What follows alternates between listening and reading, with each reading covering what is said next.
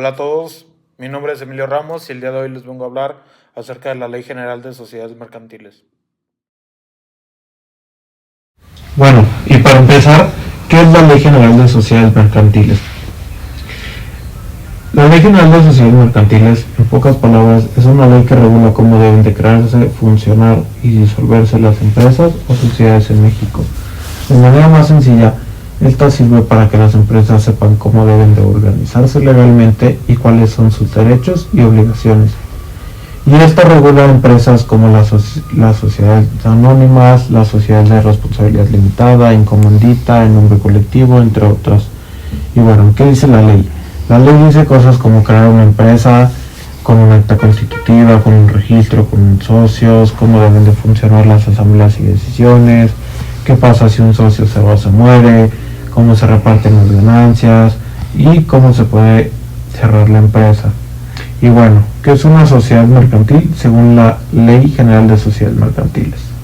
Bueno, según la ley, una sociedad mercantil es una persona moral que se crea cuando dos o más personas se unen para realizar actividades comerciales con fines de lucro.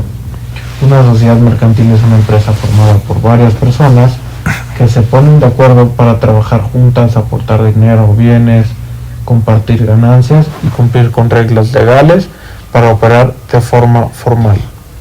Esta se caracteriza con un contrato social, un acta constitutiva, tiene un nombre, una razón social, debe inscribirse al registro público de comercio, tiene derechos y obligaciones propias, etcétera, etcétera. ¿Cuáles son los tipos de sociedades mercantiles reconocidas por la Ley General? Bueno, las principales sociedades reconocidas son la sociedad en nombre colectivo,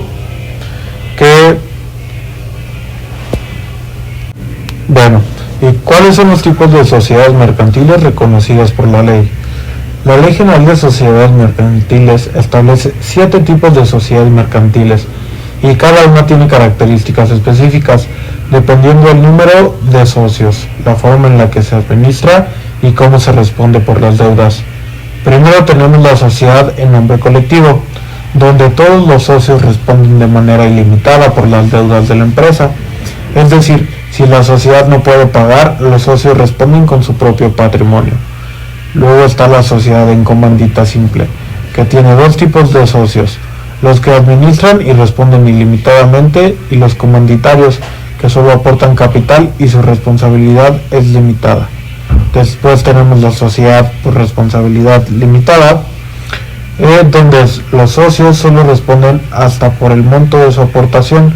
Es muy común para negocios pequeños o familiares. Posteriormente tenemos la sociedad cooperativa, que es un tipo de empresa en la que un grupo de personas se organiza de forma democrática para trabajar juntas y satisfacer sus necesidades económicas, sociales o culturales. Todos los socios tienen los mismos derechos y obligaciones y las decisiones se toman en conjunto. Y para finalizar, tenemos la sociedad por acciones simplificadas, o por sus siglas SAS, que es la más reciente. Se creó para facilitar la creación de empresas de una sola persona sin tantos trámites.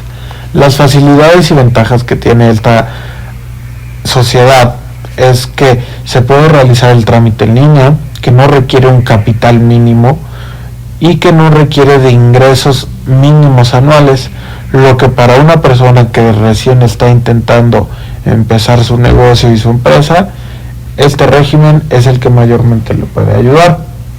Después tenemos qué requisitos generales deben de cumplirse para adquirir personalidad jurídica. Bueno, primero que nada, se debe de saber que una sociedad adquiere personalidad jurídica cuando cumple con los requisitos que marca la Ley General de Sociedades Mercantiles o la ley especifica según el tipo de sociedad. Esto significa que deja de ser solo una idea o un acuerdo verbal y se convierte en una entidad legal y capaz de firmar contratos. Bueno, pues esta adquiere personalidad jurídica cuando se elabora el acta constitutiva y se presenta ante el notario. En esta se debe establecer el nombre de la sociedad, el domicilio, el objeto social, que quiere decir a qué se van a dedicar, deben de contar con un registro público de comercio, deben de tener un registro ante el SAT y tener algunos otros trámites que sean necesarios. Posteriormente tenemos los elementos esenciales del acta constitutiva. Bueno, como se mencionó anteriormente, un acta constitutiva es un documento legal en el que se establecen los datos fundamentales para la creación de una empresa o sociedad. Es como el acta de nacimiento de una sociedad, porque a partir de ella puede registrarse formalmente y adquirir personalidad jurídica.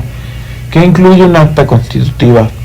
Esta debe incluir información como el nombre o razón social de la empresa, el tipo de sociedad, el domicilio legal, el objeto social, que quiere decir a qué se va a dedicar la empresa y cuál es su rubro, el nombre de los socios y el capital que aporta cada una, cómo se reparten utilidades y pérdidas, cómo se tomarán las decisiones y quién las administrará, la duración de la sociedad, las reglas para la disolución o salida de los socios.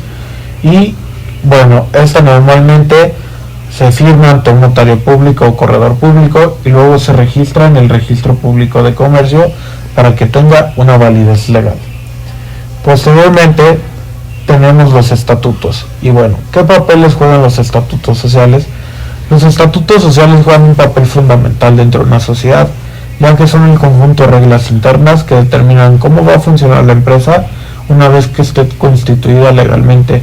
Y bueno, estas son una parte del acta constitutiva y contienen las normas que regulan el gobierno interno de la sociedad, la relación entre los socios, el funcionamiento de los órganos de administración y vigilancia, las reglas para tomar decisiones, convocar asambleas y aprobar acuerdos, cómo se reparten las utilidades y pérdidas, qué hacer en caso de una salida o muerte de un socio y cómo se pueden modificar, disolver o liquidar la sociedad.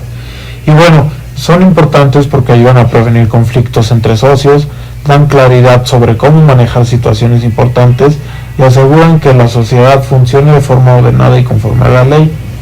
En resumen, los estatutos sociales son como el manual de operación de la sociedad. Establecen cómo se organizan, se administran y se toman decisiones, asegurando un funcionamiento legal y transparente. Después tenemos qué es la diferencia ante comparecer con un notario público y por suscripción pública. Bueno, anteriormente y normalmente se comparece ante un notario público para dar de alta una empresa. Y bueno, en esta los socios o accionistas se presentan directamente ante el notario para firmar el acta constitutiva. Se usa para la mayoría de sociedades, como la sociedad anónima, de responsabilidad limitada, etc. Participan solo las personas que ya acordaron formar la sociedad. Y para la constitución por suscripción pública, esta no se crea directamente entre los socios conocidos, sino que se invita al público en general a invertir comprando acciones de la futura sociedad y se usa principalmente en sociedades anónimas que buscan formar una empresa más grande y con muchos inversionistas, como los bursátiles. Y en estos puede participar cualquier persona interesada que se pueda suscribir y comprar acciones y convertirse en el accionista. Aquí existen dos diferencias mayormente. El notario por suscripción pública es para las empresas que buscan un mercado más grande y buscan dividirse en acciones y cotizan en la bolsa de valores, tales como Grupo Carso, Telmex, empresas de una magnitud más elevada, mientras que empresas grandes pero no a ese nivel, es mejor que se den de alta ante un notario público. Después tenemos en qué consiste la transformación de una sociedad mercantil. Y bueno, una sociedad mercantil se puede transformar, pero no significa crear una nueva empresa, sino que una sociedad que ya existe cambia el tipo de forma jurídica, pero conserva su personalidad jurídica. Es decir, sigue siendo la misma entidad legal ante la ley, con los mismos derechos y obligaciones del patrimonio. Este procedimiento está regulado por la Ley General de Sociedades Mercantiles y puede aplicarse cuando una sociedad decide cambiar su estructura, por ejemplo, Una sociedad de responsabilidad limitada se puede convertir en una sociedad anónima o viceversa. ¿Y por qué una sociedad puede transformarse? Bueno, esta se puede transformar para atraer a nuevos socios o inversionistas, adaptarse mejor al crecimiento del negocio y obtener beneficios fiscales o administrativos. Un caso muy común de una transformación de sociedad es cuando las empresas pequeñas, como lo son una SAS, una sociedad que no requiere de un capital mínimo, pero sí está topada a sus ingresos anuales, supera estos, esta se tiene que transformar por una sociedad más grande, con beneficios fiscales mayores, pero asimismo obligaciones mayores. Y bueno, ¿qué requisitos se deben de cumplir para transformar una sociedad? Para transformar una sociedad se necesita el acuerdo de los socios, que es la transformación deben de aprobarse mediante una asamblea de socios o accionistas, la reforma del acta constitutiva, que debe de incluir los cambios en el nombre, capital, objeto social o la forma de administración si es necesario, un protocolo ante un notario público. El acuerdo de transformación debe hacerse por escritura del notario público. Posteriormente, inscripción en el registro público de comercio. Y bueno, ¿cuáles son las consecuencias fiscales y contables? Bueno, las consecuencias fiscales y contables en una transformación de una sociedad mercantil pueden cambiar dependiendo del tipo de sociedad, pero las más comunes son estas. Desde el punto de vista del SAT, lo más importante es que no se considera una liquidación ni una nueva sociedad, por lo tanto no se va a generar un nuevo RFC, no hay obligación de pagar el impuesto sobre la renta por enajenación de bienes, no se pierde el historial fiscal ni los saldos a favor de que la sociedad ya tenía, como pérdidas fiscales pendientes por amortizar o créditos fiscales acumulados. Tampoco se interrumpe la obligación de presentar declaraciones mensuales y anuales. Sin embargo, la sociedad debe de informar al SAT del cambio del régimen cuando aplique y actualizar su información en el RFC, incluyendo la nueva denominación social y el tipo de sociedad.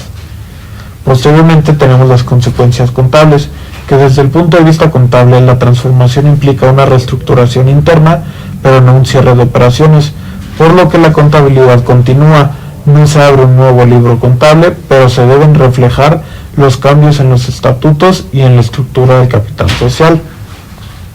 No se debe de hacer un registro contable del acuerdo de transformación, incluyendo los ajustes de capital, si es que se modificó.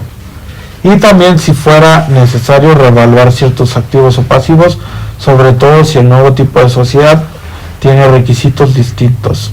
Por ejemplo, para capital mínimo o formas de representación. Posteriormente, seguimos con la fusión de las sociedades. ¿Qué es la fusión y sus tipos?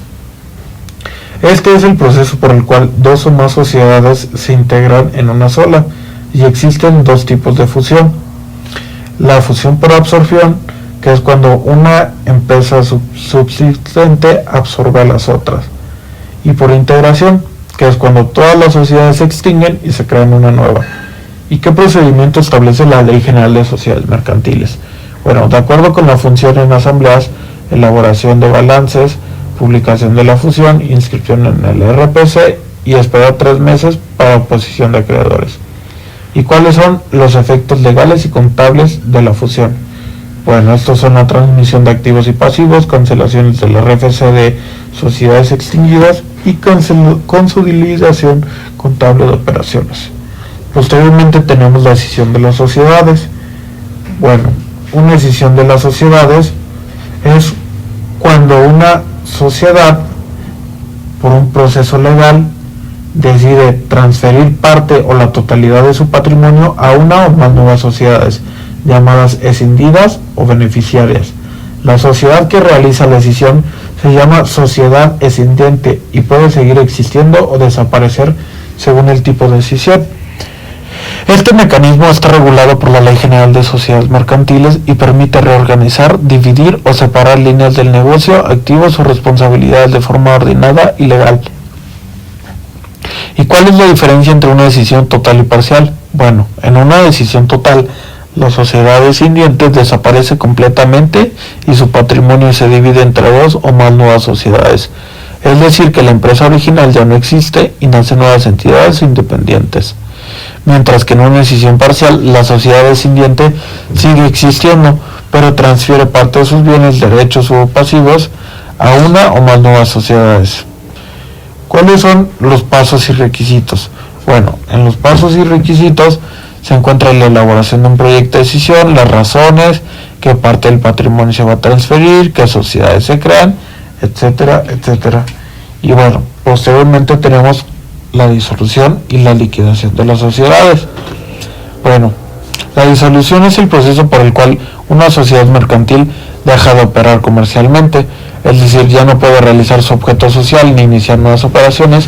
Sin embargo, no desaparece legalmente, sino que entra en una nueva etapa llamada liquidación. Las causas de disolución están establecidas en la Ley General de Sociedades Mercantiles y pueden ser, entre otras, el vencimiento a largo plazo establecido en la acta constitutiva, que se cumpla el objeto social, que los socios lo decidan por mayoría, que existan pérdidas que reduzcan el capital por debajo del mínimo legal, imposibilidad de seguir operando, o por resolución judicial o administrativa. Y bueno, ¿qué es la liquidación? Bueno, la liquidación es la etapa posterior a la disolución. Aquí la sociedad se encarga de cerrar sus operaciones de forma ordenada, lo cual incluye cobrar lo que se debe, pagar sus deudas y obligaciones fiscales, vender o repartir sus activos y, si queda un remanente, distribuirlo entre los socios. Para ello se nombra a una persona llamada liquidador, que sustituye a los administradores y es el encargado legal de concluir el proceso. Y bueno, ¿cuáles son los pasos del proceso?